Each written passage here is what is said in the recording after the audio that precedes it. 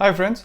बहुत सारे लोग अक्सर fat loss and weight loss जैसी टर्म्स को इंटरचेंजेबली यूज करते हैं। आज बात करेंगे wait loss and fat loss के डिफरेंस के बारे में।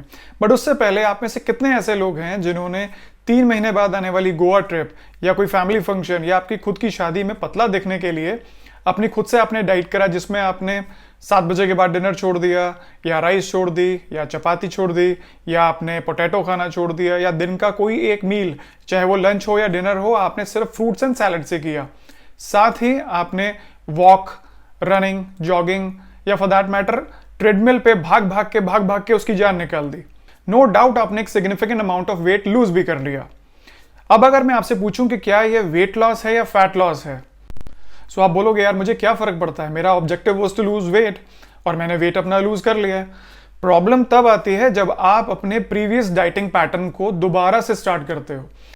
जैसे ही आप वापस से रोटी, राइस जो आपने छोड़ दिया था, या जो आप फ्रूट एंड सैलड का लंच कर रहे थे, अब आप प्रॉपर लंच कर रहे हो अपना जो आप पहले करते थे, देन यू विल रियलाइज कि जितना भी आपने ये 3-4 महीने में या शॉर्ट स्पैन ऑफ टाइम में जो भी आपने वेट लूज किया है वो सारा का सारा रिबाउंड होता है, सारा का सारा वापस से गेन हो जाता है, इनफैक्ट उससे ज्यादा गेन हो जाता है। That's when you need to understand the difference between weight loss and fat loss.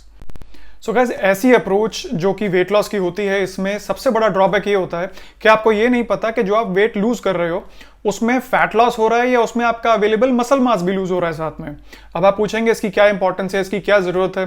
So simply muscle mass जितना आपकी बॉडी में ज्यादा होगा, आप एट रेस्ट उतनी ज्यादा कैलोरीज बर्न करेंगे। So now let's understand, diet शुरू करने से पहले आपकी बॉडी में फॉर एग्जांपल जो भी अवेलेबल मसल मास था उसकी वजह से आपकी body at rest 1400 calories burn कर रही थी। फॉर एग्जांपल आपने डाइट किया, आपने वेट लूज किया, उसमें आपने मसल मास भी लूज किया। नाउ अब आपकी बॉडी में मसल मास कम है एंड ऑब्वियसली अगर मसल मास कम है सो एट रेस्ट उस वजह से जो कैलोरीज बर्न हो रही थी वो भी कम हो गई। So let's assume from 1400 it went down to 1200 only.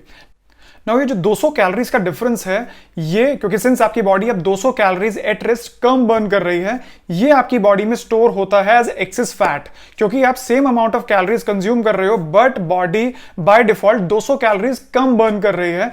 That's how you gain weight. So guys, please understand now कि wait loss and fat loss का सबसे बड़ा डिफरेंस ये है कि वेट लॉस में आपका ऑब्जेक्टिव सिर्फ वेट लूज करना होता है, चाहे वो वाटर वेट आप लूज कर रहे हो, चाहे आप फैट लॉस कर रहे हो, चाहे उसके अंदर आप मसल मास अपना लूज कर रहे हो।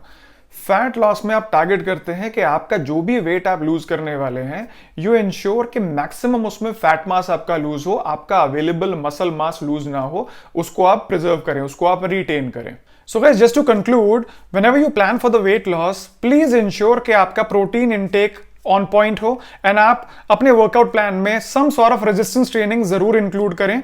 और जरूरी नहीं है इसके लिए आपको जिम जाने की जरूरत है, आप बॉडी वेट एक्सरसाइज अपने घर पे भी कर सकते हैं, like squats, pushups, pullup and chin up. ये सारी वर्कआउट आप अपने घर पे कर सकते हैं, जिससे आप ओवरऑल अपनी बॉडी पे काम कर सकते हैं, ओवरऑल अपनी बॉडी के मसल्स को ट्रेन कर सकते हैं। So guys, hope now you can differentiate between weight loss and fat loss.